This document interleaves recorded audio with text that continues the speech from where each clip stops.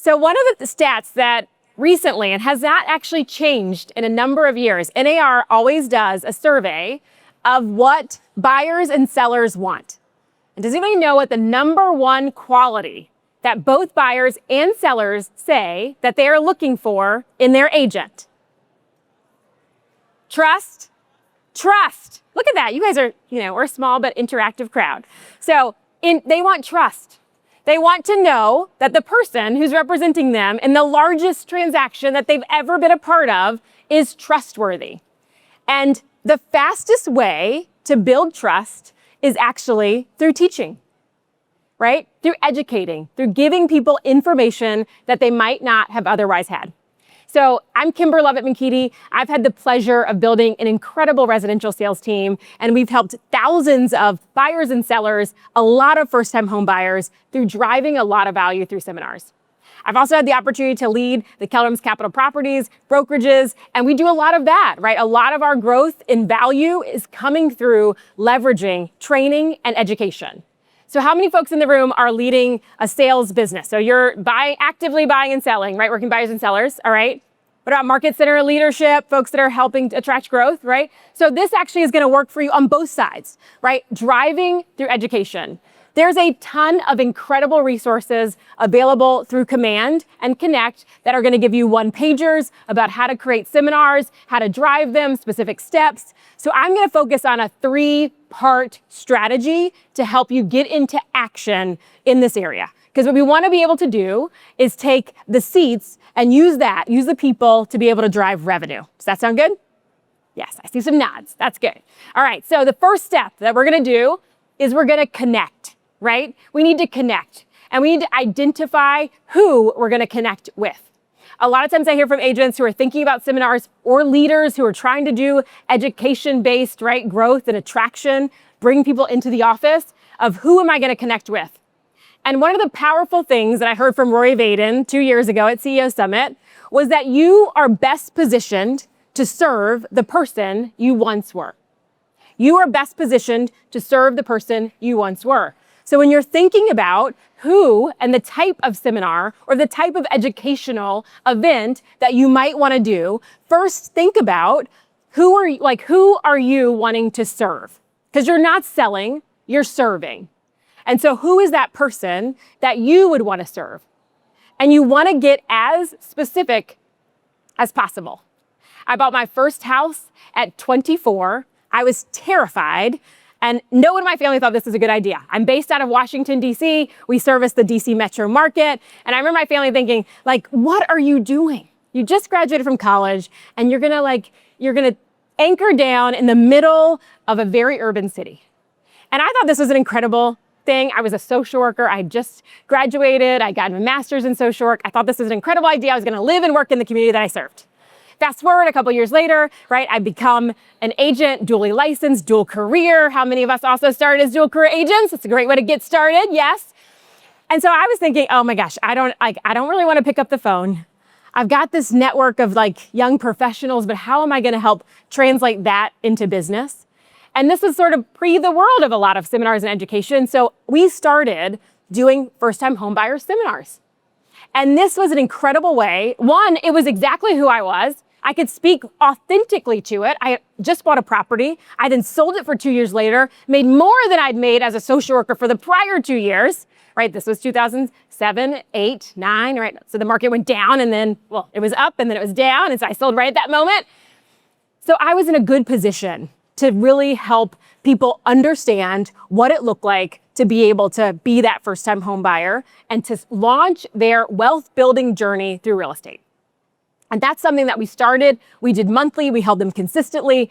And not only did it build me a strong first-time home buyer business, it built me a strong investor business because investors wanted buyers. As the market slowed down, they were looking at who was representing the buyers. And so all of a sudden, I was able to attract a number of investors who wanted me to represent their properties because they were seeing that we were bringing buyers to the table. So that was an important component. So thinking about who you might want to serve. We then took that forward as I started to have my boys. It was an opportunity to say, hey, what are we looking for? And it wasn't always real estate focused. We have a very complicated education program. You're coming into school pre-K3. It's a lottery system. It's very confusing. And so as I was trying to figure that out, we actually opened it up. We created an educational event to educate the rest of my neighbors who were also confused and trying to figure it out. And I didn't have to be the expert, which we'll talk about in a minute, but I looked for what was the thing that I was interested in learning about and how could I be a facilitator of that experience for other people. So thinking about your educational, your seminar, your opportunity, what does that focus have to look like? All right, you're starting to get your ideas? I'm gonna invite you to write it down. Think about the one thing. What is the thing? What do you wanna learn more about? What have you done, right? From an investor standpoint, from a buyer standpoint, somebody on your team that you could build out educational opportunities around and drive value. Today, I am deeply passionate about building wealth through real estate. So our seminars have evolved, right? We still have a first-time homebuyer seminar. We have investor seminars. We have women in wealth building seminars. We are leveraging education as a way to connect and build community. And that's what people are looking for, right? They're creating a safe space where they can ask questions and build community. So connecting with people. The second part of connect is also making sure that you don't have to be the person. You don't have to know all the pieces. You don't have to build all of the educational piece.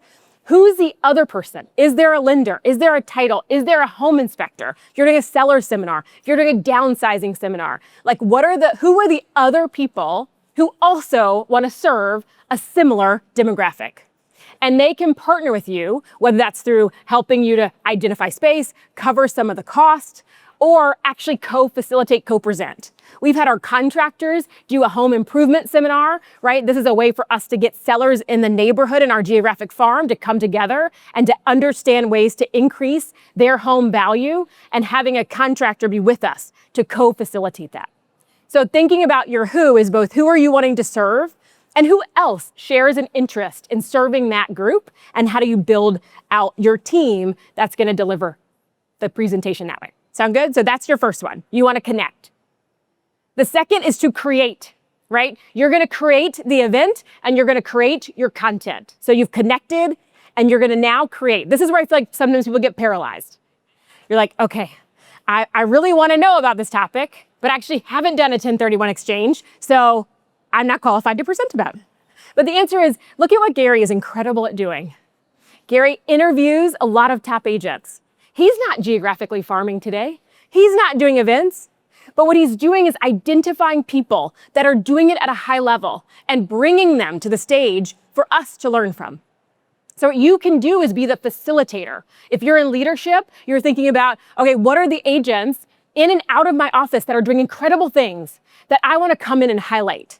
And now you're facilitating a conversation. Doesn't mean you have to be the person delivering all of the content. So do not let a topic that you're interested in or that you feel really passionate about, but you don't feel like you're the subject area expert, hold you back.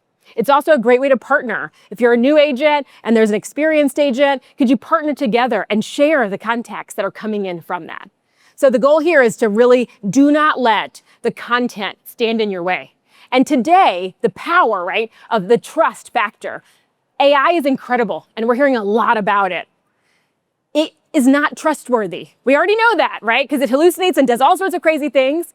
And the power that you have, I had an opportunity a couple weeks ago to hear from one of the Google executives about sort of all the things that are happening in the AI front. And it was a room of real estate brokerage leaders. And of course, right, you ask the question, all right, tell us the truth. What do you think about the future of the agent in this current world? And his response was, I actually feel like you're not all 180,000 of us, right? But those that are committed to harnessing the AI, but continuing to stay in relationship. Because remember, number one thing that buyers and sellers want from us is that they feel like they can trust us. And that cannot be disrupted. It can be enhanced, right? So your AI is helping you develop the content. It's helping you think through it. It's helping you organize it. It helped me today put the framework into connect, right? Content and commit. It helped me say, this is what I want to do. This is what I want to leave this group with. And it helped me put it into a framework that was simple, because when we simplify, we multiply. So you want to be able to simplify what you're delivering and be able to bring it to the people, right? So use that technology and I to help simplify the content that you're delivering. And number 3 is to commit. This is where we all get stuck, right? Ideas are celebrated. Execution is worshiped. We can all sit here and have great ideas. And if nobody goes back and puts it into practice, you will not actually be able to translate any of it, right, into the value in your business. So what are my strategies for you to do that? Number 1 is pick your date, 30 days out, and work backwards. A lot of times what happens is we plan to plan to plan. Don't get overwhelmed about your location. Use a local library, use your market center. It doesn't matter. Use a listing. We've held seminars in our listings. People love that. Sellers really love that because you bring all these people on a Saturday morning to check out their properties. So do not spend a lot, and don't let the logistics stand in the way of your execution. So, you're going to identify. So you're going to say, it's August, September 10th, I'm doing the seminar. Wednesday, September 10th, that's our seminar. And now we're going to work backwards. And when we're working backwards, you're going to identify who in my database. Again, you've got your avatar. Who's the ideal profile that you're wanting to connect with? And you're going to ensure that you're communicating through that. If you were here earlier, you heard a little bit about how to generate through online leads. So you're going to have a strategy. These are the people in my database I'm going to communicate with. These are the people you might leverage some online communication to communicate with. Spoiler alert, one of our agents who just shared this with me a couple months ago, he puts his seminar as a free event on Eventbrite. Is anybody doing this? It's incredible, right? Because now people who are searching for events in your area, in your community, and he's getting significant people who are signing up and attending the events through just throwing it also up on Eventbrite and boosting and doing things that you can do to enhance some of those. So once you've got it, you're not the secret agent, it's not a secret event, you're gonna make sure people know that it's happening. This is where your partners are really powerful because they're gonna have a database that isn't your database. And so if they're also promoting your event, then now you're touching an entirely extended database around it. It's also a great way if you're doing an investor seminar, do you have investors in your database? They're sharing it, tagging, using ways to just continue to push out the message and drive it forward. This also creates an opportunity. The seminar, similar to what we hear with events, it's one touch point, right? The seminar. We've had seminars where there's 2 people sitting in the audience, right, who come in and they're ready, but there are 2 people who are qualified. If you do an open house and 2 people show up and one is a buyer and one's a seller, did you win? Yes, you won. So part of what we do in that 30 days, the second that they're registering, we're calling and seeing if they're ready for an immediate appointment. We don't have to wait 30 days. But it creates an opportunity for you to connect and execute with them right from the beginning. And you're going to have a plan, which is powerful. You have all of this at your hands, already in Command and Connect, to follow up. You've got a plan for those that attended. You've got a plan for those that didn't attend.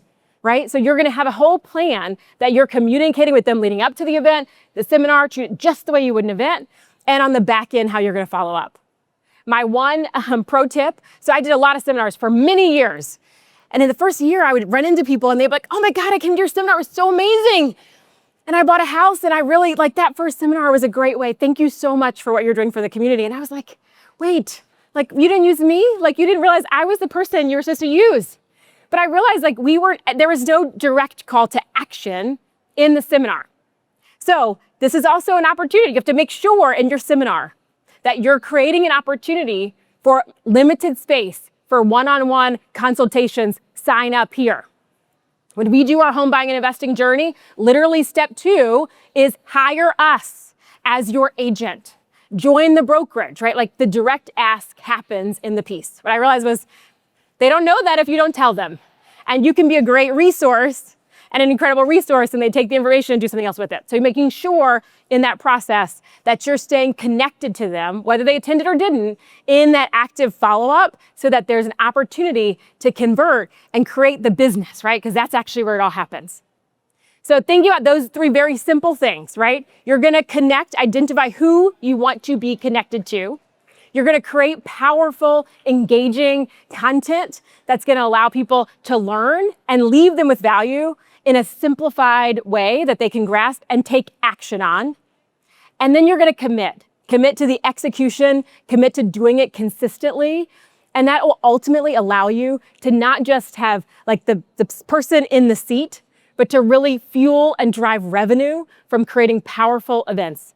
because ultimately when we serve, we sell. Thank you guys so much. Have a fabulous mega camp.